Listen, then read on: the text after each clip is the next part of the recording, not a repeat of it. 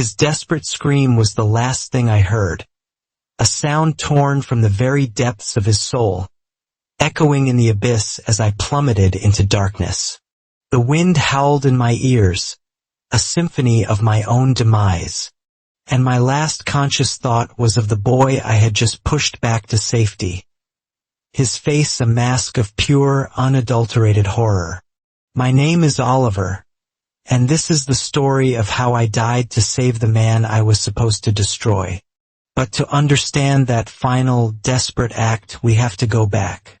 Back to the very beginning, to the moment my old world ended, and this one began. One moment, I was a typical college student, burning the midnight oil until 2 in the morning and sleeping in until 11. The next, I was blinking against a sun that felt far too real, in a world that shimmered with an impossible, magical energy. It wasn't a dream. This was the world of cultivation, of immortals and magical beasts, a place I'd only ever read about. And then, a sterile, robotic voice echoed not in my ears, but directly inside my mind. Host detected. Welcome to the world of the BL novel, the overbearing master's intense love. My heart hammered against my ribs. The protagonist's gong, it explained, was the powerful and aloof Master Lucas. The protagonist's show, the object of his intense affection, was my new junior disciple, a young man named Henry. A cold dread washed over me as I mentally formed the question, and who am I? The voice replied without a hint of emotion. You are Oliver, the eldest disciple of the illustrious Union sect. Consumed by jealousy for the favor your master shows your junior, you will commit a series of villainous acts against him. Your story arc concludes during a sect training exercise, where your attempt to assassinate Henry fails. You will be struck off a cliff by a furious Master Lucas, left to be devoured by magical beasts, and eroded by swarms of venomous insects. A bitter laugh escaped my lips. Of course. Same name, same tragic, pathetic end. I was the cannon fodder, the throwaway villain. So what's the point? I demanded of the voice. If I'm just gonna die a horrific death anyway, why force me to live through it? Just send me back. The system's response was chillingly practical. Your compliance is required to maintain the integrity of the world's plot. You only need to follow the major plot points. Once the narrative concludes, the world will grant you a new identity, a healthy body, and enough wealth to live out your days in luxury. As for returning to your original world, that is not an option. You are already deceased there. The words hit me like a physical blow. Dead. I slapped my forehead, the finality of it all crashing down. There was no choice. I was trapped. Fine. If I had to play the part of a villain, I might as well try to enjoy the scenery. Just then, a voice called from outside my chamber. Oliver, are you in there? I quickly consulted the system. What's happening now? The reply was immediate. Current plot point. Henry, your new junior disciple, has just been accepted into the sect by Master Lucas. You are required to go out and publicly embarrass him, fueled by your overwhelming jealousy. A heavy sigh escaped me. The performance had to begin. Coming. I called out, my voice sounding steadier than I felt. I rose and adjusted my robes, catching a glimpse of myself in a polished bronze mirror. The reflection wasn't my own familiar face, but that of a handsome young man in the sect's signature blue and white uniform. He had a gentle face, bright, intelligent eyes, and the corners of his mouth were perpetually curved in a subtle, serene smile. He looked ethereal, wise, nothing like a petty villain. Well, I thought with a smirk, I'm the evil male supporting character. He's just the delicate protagonist show. What could a little kid possibly do to me? What no one, not the system, not the novel synopsis, had prepared me for was that the protagonist show, the target of my supposed jealousy and torment, was a tiny, cherubic child who couldn't have been more than 5 years old. My brain short-circuited. I wanted to scream, not in rage, but in pure, unadulterated delight. He was so impossibly cute. I had the sudden, insane urge to just start writhing on the polished stone of the Union Sect's grand platform. To do a series of joyful, spastic breakdance moves until every corner of the sect was buffed to a perfect shine. He was adorable, but I was holding his small, trusting hand in mine, and I had a role to play. I was the senior disciple. I had to be stern. Suddenly, a small, sweet voice piped up, "Senior brother." I looked down into a pair of wide, innocent eyes. "Yes? What is it?" He looked at me with a hopeful expression. "I want to eat candied haws." My heart melted into a puddle. My inner voice shrieked, "Buy them. Buy all of them. I'll buy you an entire mountain of candied haws." But the system's mandate echoed in my mind. I forced my expression into a severe mask. "No," I said, my voice cold. "How can an immortal cultivator be so consumed by the desires of the mortal world? You have joined the Union Sect now, Henry. You must hold yourself to a higher standard. Your future is one of punishing the wicked, vanquishing evil, and making a name for yourself and our sect." My other junior disciple, William, the one who had called for me earlier, stuck his tongue out. "Oliver, you're being too harsh. He's just a little kid, he only just arrived." I knew he was right. I felt like a monster, but I had to sell the part. I lifted my gaze to the towering, cloud-piercing architecture of our sect and spoke with a gravity I didn't feel. "We cultivate not for ourselves, but to establish a heart for heaven and earth. We train to forge a destiny for the people. We inherit the lost wisdom of the sages, all to bring peace to future generations. Immortal cultivators stand between the mortal realm and the heavens, absorbing spiritual energy to protect the common folk, to safeguard all living beings, to uphold the balance of the world. Every sword technique, every saber form, every alchemical formula we learn is for the peace of the world and for the justice we carry in our hearts. If you cannot even resist the temptation of a simple candied haw, how can you ever hope to call yourself a gentleman of virtue? True strength begins with self-restraint."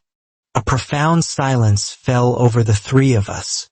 After a long moment, William spoke, his voice filled with awe. "Oliver, you truly are our senior disciple. Is that the true path of an immortal cultivator?" I knew I was laying it on thick, but I was banking on the fact that a 5-year-old from a remote village had probably never been exposed to Confucian philosophy. I figured I could bluff my way through this. Ignoring William, I looked down at Henry, my expression softening just a fraction. "This is the way, and yet it is not the whole way. It is something you must discover for yourselves. Do you understand, Henry?" The name felt foreign on my tongue, but the effect was immediate. Henry slowly tilted his head back, his eyes shining with a brilliant light, and said with the utmost seriousness, "Senior brother, I understand." I was utterly captivated. My head swam. No wonder he was the protagonist's love interest. That face could launch 1,000 warships. Just then, a butterfly with wings like spun glass fluttered towards us. I instinctively raised a hand, and it settled delicately on my fingertip. A cold, imperious voice emanated from it, a voice I recognized as my master's. Oliver, where are you? The system helpfully chimed in. Master Lucas is growing impatient. I quickly replied to the magical message, Master, we are on our way. I led the two younger boys to Lucas's main hall. The moment we stepped inside, the temperature seemed to drop by 10 degrees. A formidable figure sat on a high seat at the far end of the room, exuding an aura of immense power. The three of us bowed in unison. Master, I said respectfully, I have brought junior brother Henry. Lucas's gaze was like ice as it swept over us. I will oversee Henry's training personally, he declared. Oliver, you will continue to be responsible for the other junior disciples. See to their training diligently. I was stunned. So soon? Was the novel's main romance plot kicking off already? But before I could process it, Henry's small voice piped up. Master, I want to follow senior brother. I froze. Was he serious? Did my ridiculous, over-the-top speech actually work on him? What if Lucas took this as a slight and decided to vaporize me on the spot? The system's voice cut through my panic. Host, you must personally take charge of Henry's upbringing. It seems the plot is unfolding favorably for you. You no longer need to request it yourself. I mentally screamed at the system. Why? Why do I have to take care of him? Isn't this supposed to be the prime time for the main couple to develop their feelings? The system's reply was blunt. Because, host, you must fulfill your role as the evil supporting character. You are tasked with bullying him relentlessly. My world went dark. Then, I heard Lucas contemplate for a moment before speaking. Very well. As you wish. Oliver does have more experience in guiding disciples through their foundation establishment. There was nothing I could do. I bowed my head. Yes, Master. And so began the strange, conflicted decade of my life as Henry's tormentor-in-chief. Under the system's constant, nagging instructions, I embarked on a campaign of what was supposed to be unilateral bullying. Host, prevent Henry from sneaking out to play with the fourth junior disciple, Jack. I would find them at the sect gates, clear my throat, and declare, halt, you two, back to the training grounds. Practice the first form of the clear wind technique 100 times. Where do you think you're going?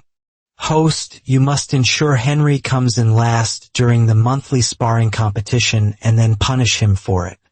I would stand with my hands on my hips, looking down at a field of exhausted young disciples, and single him out.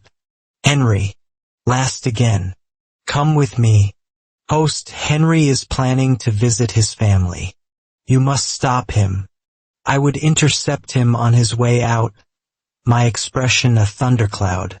You are on the verge of a breakthrough in your foundation. Go back to your room and enter seclusion immediately. Then came the most difficult command of all. Host, you must insult Henry. How? How was I supposed to insult this boy, who looked at me with nothing but respect and admiration? Invent a reason, the system suggested coldly. I found him in the courtyard. He was taller now, almost half a head taller than me, and the childlike softness had given way to handsome, defined features. I took a deep breath. Henry. He turned, a warm smile instantly gracing his lips. Senior brother? What is it? I narrowed my eyes, forcing a sneer. Did you steal something from me? It was the clumsiest, most cliché villain accusation imaginable. I muttered under my breath, haha, classic villainous supporting character line. Thankfully, no one else was around to hear me. But then, I saw Henry's entire body go rigid. The smile on his face froze, then crumbled. Took him a moment to find his voice. Senior brother, what did you discover? My blood ran cold. Wait, what? Did he actually steal something? Before I could follow up on my ridiculous accusation, William's voice shouted from across the courtyard. Oliver, the master is summoning you. I shot one last, conflicted look at Henry and called back, I'm on my way. As I turned and walked away, I heard Henry let out a long, shuddering sigh of relief, as if he had just been spared from a terrible fate. Oliver, Master Lucas said, his tone as glacial as ever. The Grand Sect training will take place after the new year. Following that, there is the intersect competition. Before then, I want you to take your junior brothers down the mountain to gain some real-world experience. My heart leaped with joy. The sect training. That was the setting for my final scene, my grand exit. My decade-long tour of duty was finally coming to an end. A vacation was just around the corner. Unfortunately, my third and fourth junior brothers had been sent on a mission to escort some treasure, which meant I was stuck taking only William and my youngest, dearest victim, Henry. The town at the base of our mountain was a riot of color and sound. The new year was approaching, and every building was adorned with red lanterns and festive decorations. The streets were thronged with people. William, ever the enthusiast, was practically bouncing with excitement, buying snacks from every vendor we passed. I had to admit I was excited too. It was one of the few times I could just walk around freely, unburdened by my role. My eyes landed on an old woman selling glistening skewers of candied haws. On impulse, I walked over and bought two, handing one to William and the other to Henry.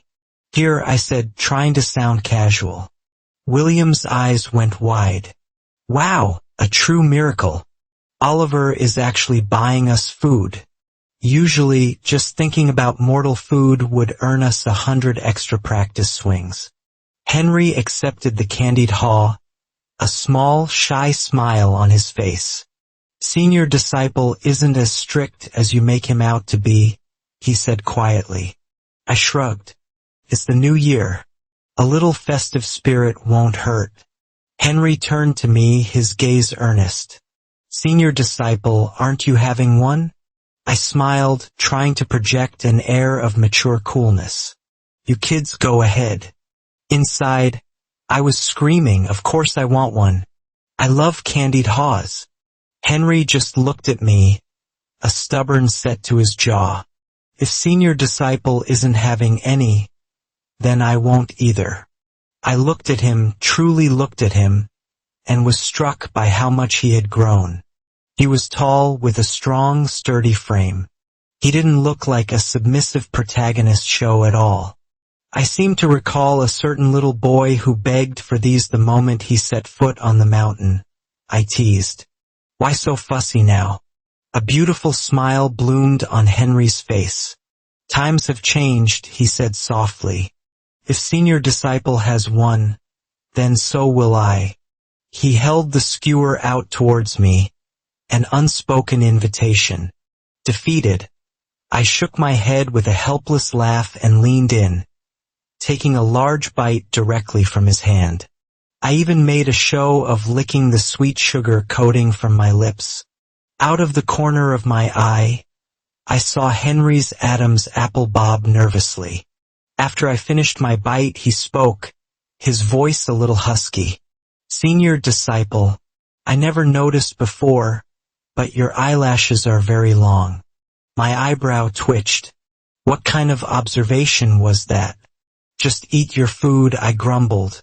William, having already devoured his entire skewer, looked between us with a goofy grin. Ah, the bonds of brotherhood in our sect are truly a beautiful thing to witness. The three of us, all clad in our sect's uniform, certainly stood out. Henry, in particular, with his striking looks, was drawing the attention of many young women. William, ever the flirt, was winking back at them until I gave his shoulder a light pat, a silent to behave. Suddenly, William seemed struck by a brilliant idea. "Oliver," he asked, "have you ever thought about finding a cultivation partner? A Tao companion?" Henry, who had been walking slightly ahead, stopped dead in his tracks. I didn't give it much thought.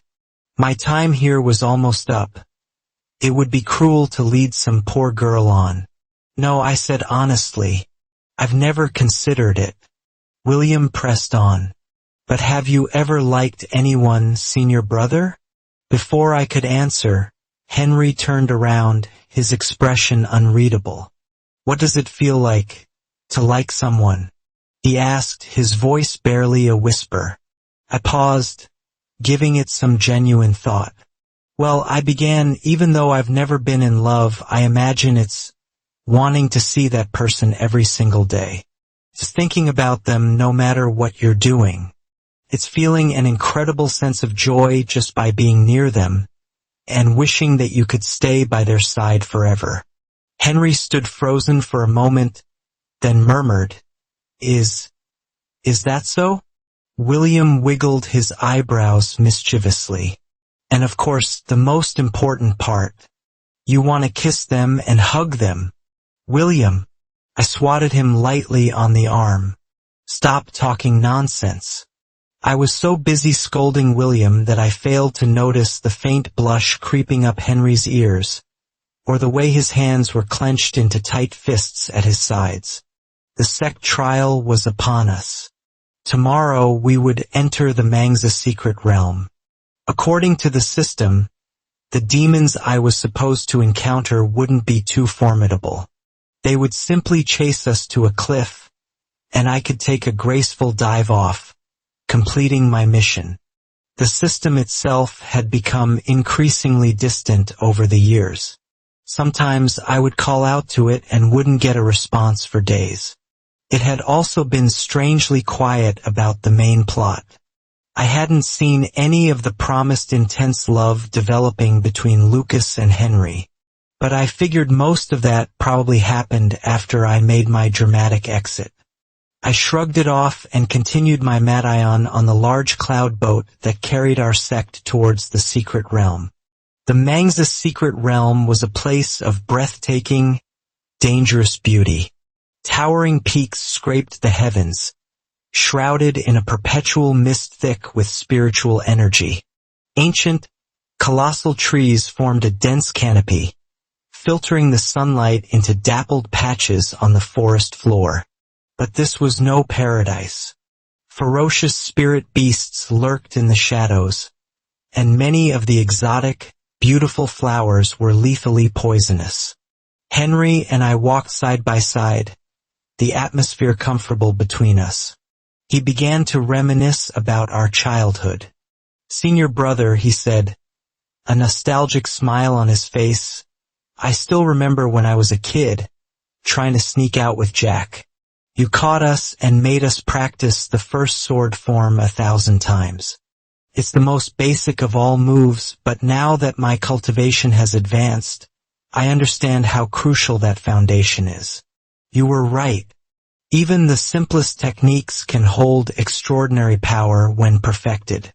Hearing him talk about the past, I felt a pang of guilt. "Well, you're almost at the golden core stage now," I deflected. "There aren't many cultivators who reach that level at your age." Henry stopped and looked at me, the filtered sunlight catching in his dark eyes. I also remember when I was about to break through to the foundation establishment stage, he continued, his voice soft. "I missed my parents terribly and wanted to go home. You stopped me, and for my own good, you accompanied me into a seclusion cave and stood guard for weeks while I cultivated. You protected me through the entire process. That wasn't for your own good," I thought miserably. "That was me following orders to stop you from visiting your family. And when I first joined," he went on, "my swordsmanship was clumsy. I lost every single competition. You always seemed so fierce when you punished me, but you only ever hit my hands with a wooden ruler. I saw a senior from another sect whip his junior across the back for a lesser mistake. You were never truly cruel to me. That wasn't mercy. My mind screamed. That was a punishment. Wait, I said suddenly, holding up a hand. Quiet. I thought I heard a strange, unnatural sound. A low growl that didn't belong in this forest. It vanished as quickly as it came. Just as I was about to relax, a massive, black-scaled beast erupted from the trees. Its eyes glowed like embers, and a palpable demonic energy rolled off it in waves. Its roar was a physical force, shaking the very ground we stood on. Demon race, Henry breathed, his hand already on the hilt of his sword. Without another word, we drew our weapons and charged. The clash of our swords against the beast's armored hide was a shriek of tortured metal. But this was no ordinary demon. The system had lied. Its strength was overwhelming, each swipe of its claws carrying a suffocating pressure. System. System. I screamed in my mind, but there was no reply. The beast lunged for Henry. I moved to intercept, but it spun with impossible speed, its massive tail catching me in the chest and sending me flying into a tree. The trunk splintered on impact, and I coughed up a mouthful of blood. Senior brother, Henry yelled, his sword flashing as he parried a blow aimed at my downed form. The demon recoiled in pain, and I scrambled to my feet. Run! I gasped. Our spiritual energy was nearly depleted, and we were too exhausted to even fly on our swords. This creature was at least at the nascent soul level of cultivation. We were hopelessly outmatched. Henry grabbed my arm, and we stumbled through the forest, the beast's thunderous footsteps close behind. I fumbled in my storage pouch, my fingers closing around the emergency signal flare. Relief washed over me. I pressed it into Henry's hand just as the trees opened up before us. It wasn't a clearing. It was a cliff. Of course, this was it. This was my stage. The demon roared from behind us. Henry quickly launched the flare, and a brilliant red signal blossomed in the sky. Enraged, the beast charged, a black blur of death. Henry and I raised our swords, pouring the last of our energy into a defensive barrier, but it shattered like glass. We were thrown back, landing perilously close to the edge. Out of the corner of my eye, I saw figures flying towards us in the distance. Help was coming, but the demon was on us. It lunged, and in that split second, there was no time to think, no room to dodge. We were both knocked clean off the precipice. The beast, unable to stop its momentum, plunged halfway over the edge as well. I saw Henry's shocked face, the terror in his eyes as we fell. A strange calm washed over me. I gave him a faint, fleeting smile. Then, I gathered every last shred of my spiritual power into my palm and struck him hard in the chest, propelling him back up onto the solid ground of the cliff. At the same moment, I plunged my sword deep into the demon's dangling claw, anchoring myself to it. Senior brother. Henry's scream was a sound of pure agony. I hung there, suspended over the abyss, my face slick with a mixture of my own blood and the demon's. I was so tired. Master Lucas's voice reached me, faint and distant. Henry, what happened? That was all I needed to hear. He was safe. My eyelids grew heavy. My grip on the sword hilt slackened, my fingers slipping, one by one. As my body gave way to gravity and I began my final descent, the last thing I heard was that heart-rending, desperate cry. Senior brother. It had to be Henry. No one else ever called me that. Consciousness returned in slow, painful waves. Congratulations, host. Mission complete. The system will now detach. The voice was as dispassionate as ever. Half asleep, I mumbled. Where am I? Who am I? It has been 5 years since the cliff incident, the system stated. You are in Hakai Town, near the Mangsa secret realm. Your body is unchanged, but your spiritual power has been depleted.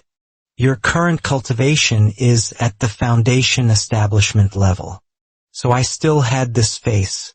What if I'm recognized? A mask and a veiled hat have been prepared for you.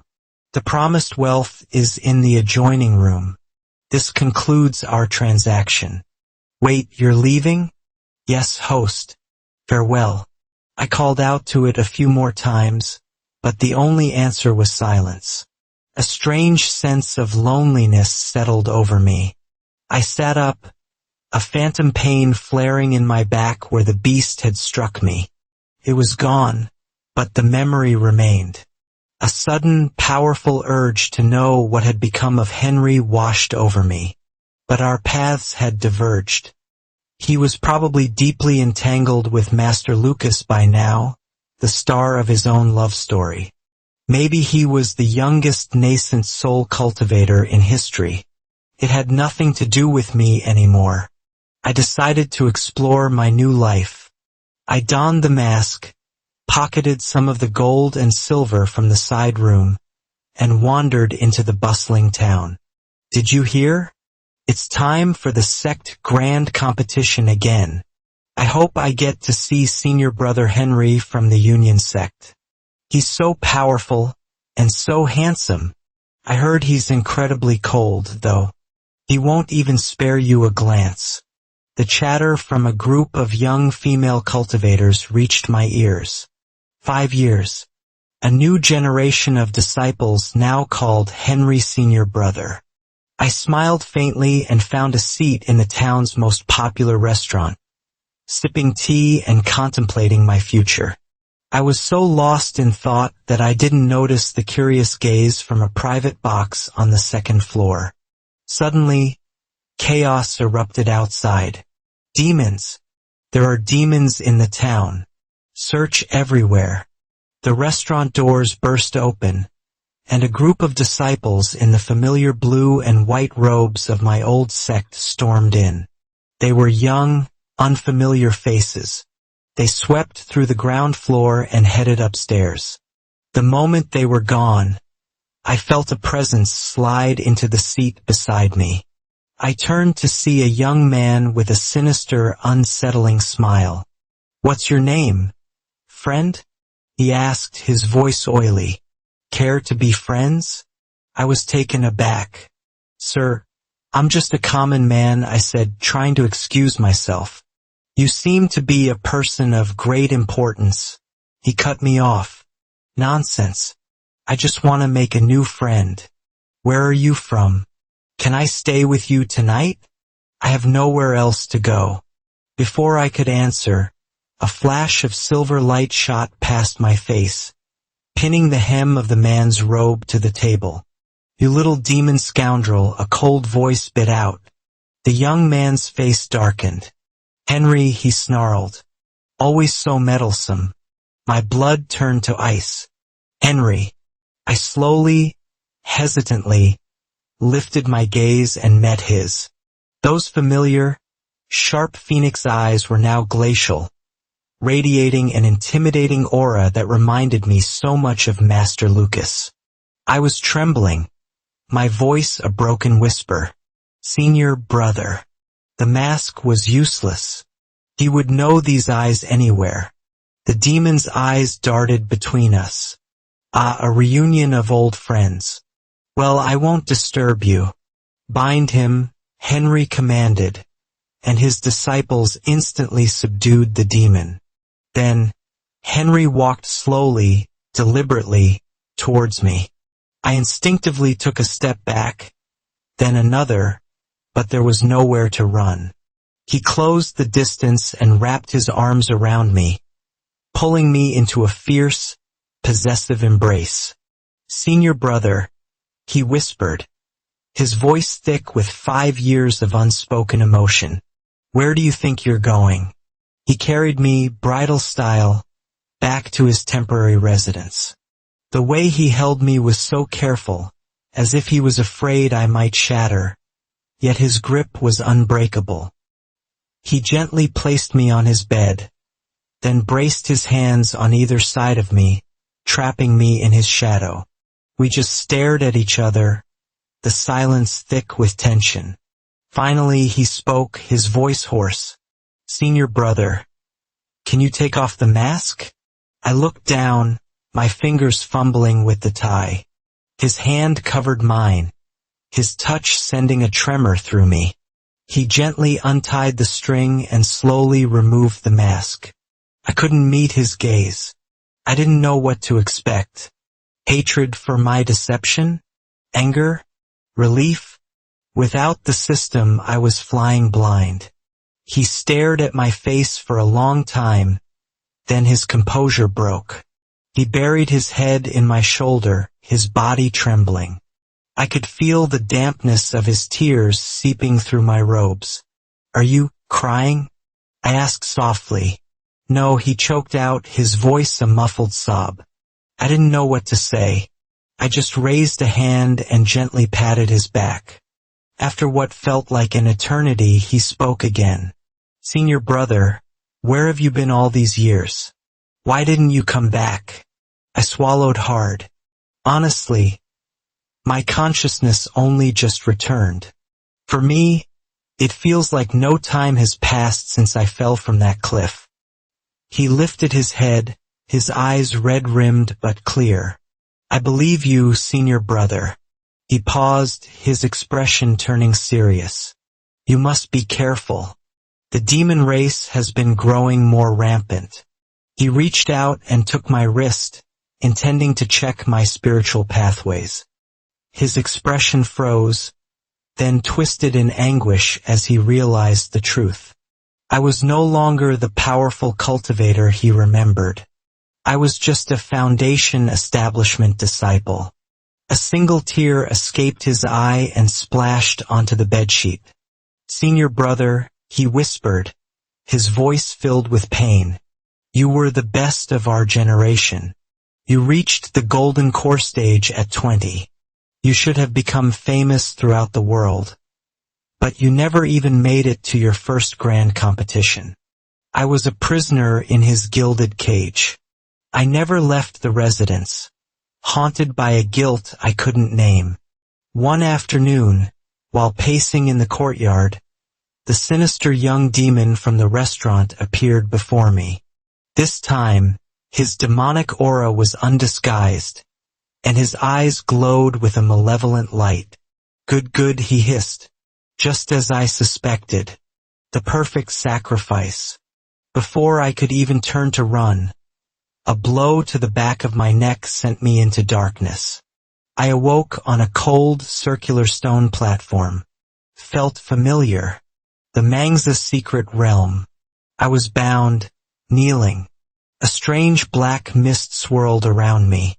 The demon lord emerged from the mist, a triumphant smirk on his face. The soul from another world, he purred. I scoffed. What do you want, you overgrown lizard?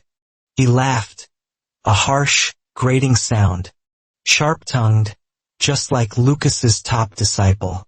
Very well, I'll indulge you.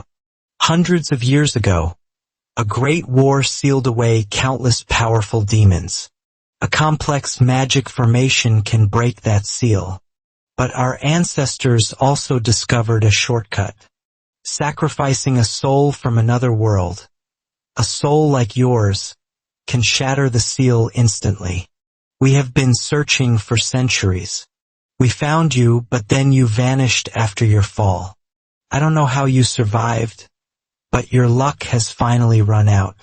He didn't know about the system, and the system had said its job was to prevent the world from collapsing. That meant the world had collapsed before. The previous collapse must have been because this demon lord succeeded. The demon lord waited, watching the moon climb higher in the sky. Finally, he grinned. The auspicious time has arrived. A voice, cold as the grave, cut through the night. Now, your time of death has arrived. Henry. He moved like a phantom, his sword a blur of silver light. The two powerful beings clashed, their battle a whirlwind of deadly energy. I won't fight you, Henry, the demon lord shouted. Just watch your precious senior brother die. Besides, he's not even your real senior brother. He feinted towards Henry, then spun and slashed his blade not at me, but at the center of the platform. The platform began to rotate, the ropes binding me tightening, my very life force feeling like it was being pulled from my body. Senior brother. Henry cried, trying to reach me, but the demon lord blocked his path. The platform spun faster and faster, but nothing happened. The ritual wasn't working. How can this be? The demon lord shrieked in disbelief. Aren't you a soul from another world? Henry seized the opportunity, blasting the demon lord aside with a powerful wave of sword energy. He rushed onto the platform, severed my bonds, and pulled me into his arms just as the entire stone structure began to crumble beneath us. He leaped off the back of the platform, carrying me with him. But beneath the layers of black mist, there was no ground. There was only another cliff, another bottomless abyss.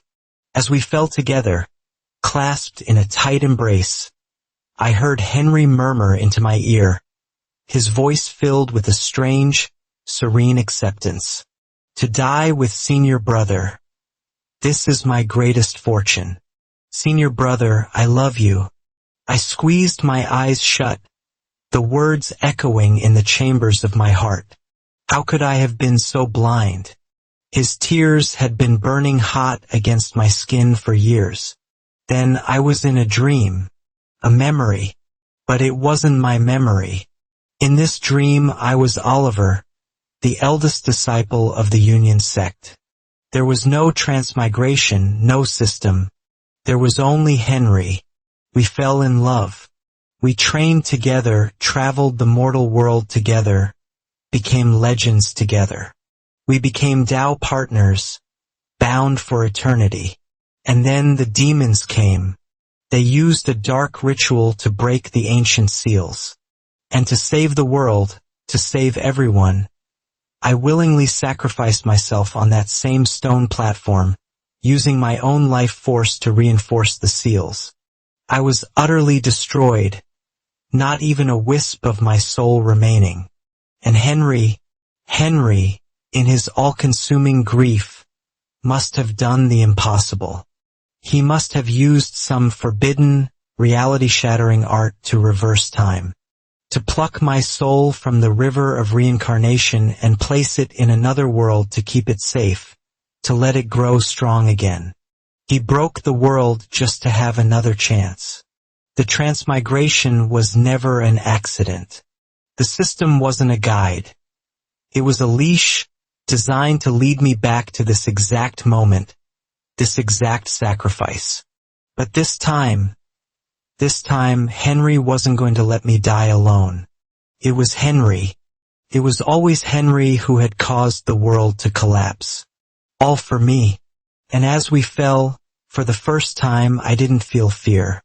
I simply held him tighter, a single silent tear tracking its way down my cheek, lost in the wind and the darkness. So what do you think happened after they fell?